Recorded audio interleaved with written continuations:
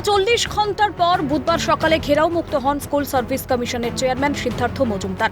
দুদিন টানা আটকে থাকার পর সকাল 8:30 নাগাদ আচার্য সদন থেকে পুলিশের ঘেরাটোপে তাকে বেরিয়ে যেতে দেখা যায়। সেই মতো তাকে লক্ষ্য করে উই ওয়ান্ট জাস্টিস স্লোগান ধ্বনি দিতে থাকেন চাকরিহারারা। এ বিষয়ে চাকরিহারাদের দাবি, এসএসসির চেয়ারম্যানকে মামলার শুনানির জন্যই ছাড়া হয়েছে, তাই বলে তারা ধর্ণা থেকে পিছু হটছেন না।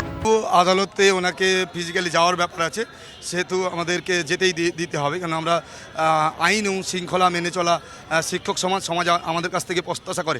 এখানেই আসতে হবে, এখানে না এলে যেখানেই যাবে আমরা সেখানে যাব। এসএসসি চেয়ারম্যান যদি আর পুনরায় অফিসে না আসে তখন কি করবেন? না, এসএসসি চেয়ারম্যানকে আসতেই হবে। ওনার একটা জায়গা, উনি না, ওনার অফিস, উনিও তো সরকারি কর্মচারী একজন, তো ওনাকেও আসতে হবে, এখানে আসতে উনি বাধ্য। কিন্তু চেয়ারম্যান বেরিয়ে যেতেই কি আন্দোলনে ভাটা পড়েছে? উঠছে এসবও প্রশ্ন।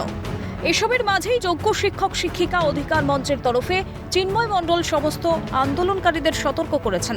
জানিয়েছেন, বিভাজনের খেলায় যোগ দেবেন না কেউ। মানে এই বিভিন্ন যে খেলা চলছে বিভাজনের, এতে পা দেবেন না।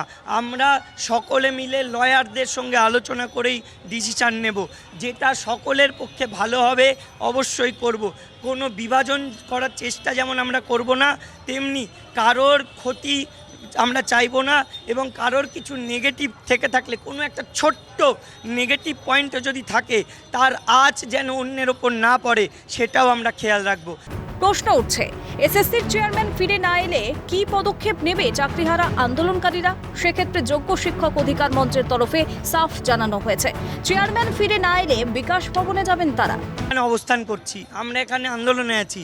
চেয়ারম্যান যে এসএসসি অফিসে আসবেন না, এটা কখনো হতে পারে না। চেয়ারম্যান আসবেন না, হতে পারে না। চেয়ারম্যান না আসলে আমরা বিকাশ ভবনে যাব, আমরা বিকাশ ভবনে মন্ত্রীর ওখানে যাব, দরকার হলে পর্ষদ অফিস ঘেরাও করে রাখবো। ব্যাপারটা সেটা নয়, চাইলে আমরা যে কোনো জায়গায় যেতে পারি, আমাদের সংখ্যাটা কম নয়। এখন চাকুরিহারারা একটাই প্রশ্ন করছেন যে আদতে কলকাতা হাইকোর্ট আজকে ওয়েবের শুট সংক্রান্ত কী নির্দেশিকা দেয়, সেটাই এখন দেখার বিষয়।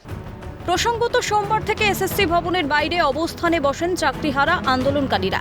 তাদের দাবি ছিল, যোগ্য ও অযোগ্যদের তালিকা প্রকাশ করতে হবে, সেই সঙ্গে প্রকাশ করতে হবে 22 লক্ষ ওএমআর শিট।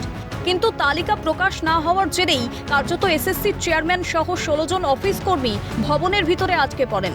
এরপর মঙ্গলবারও আন্দোলনকারীদের সঙ্গে দীর্ঘ বৈঠক হয়, কিন্তু কোনো সমাধান সূত্র মেলেনি। রাতেও রাস্তায় অবস্থান করেন তারা। এখন দেখার পরবর্তীতে কি হয়। ক্যামেরায় সঞ্জীব চক্রবর্তী, জ্যাকি সিং এর সঙ্গে অভিরূপা হাজরা ও মফিজুল ইসলামের রিপোর্ট, ক্যালকাটা নিউজ।